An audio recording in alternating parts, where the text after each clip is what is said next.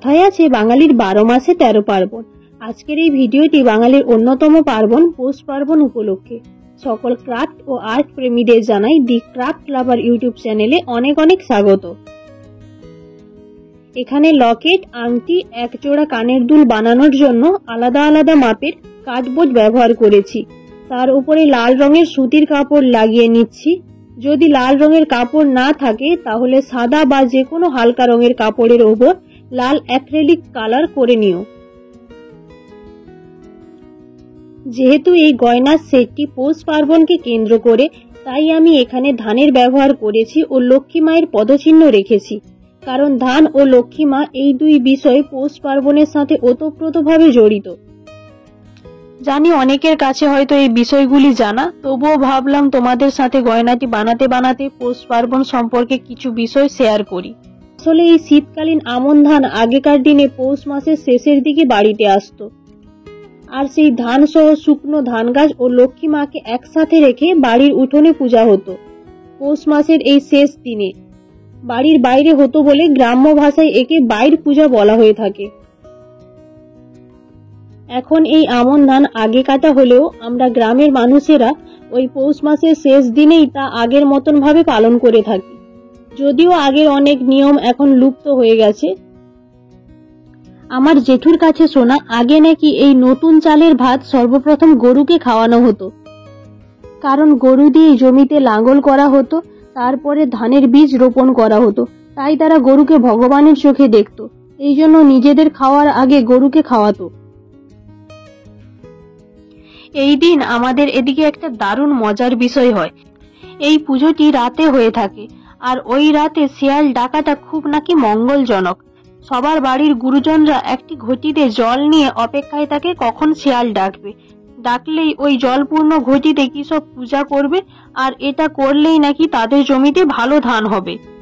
আর শিয়ালগুলিও খুব বদমাস, অন্যান্য রাতে চিৎকার করে আর সেদিন কোনো শব্দও করে না, যদিও বা করে সবাই শুয়ে পড়লে। আমার বাড়িতে আমার জেঠু এখনো এই নিয়ম পালন করে।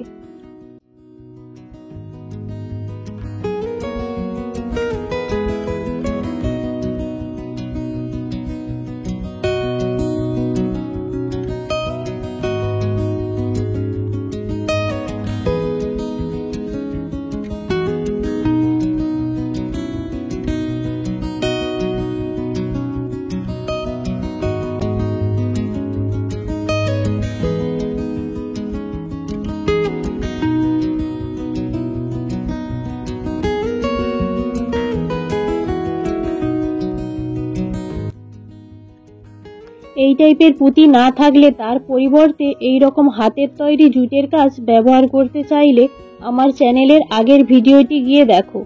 কিছু সমস্যার কারণে আমি লিঙ্কটা দিতে পারছি না।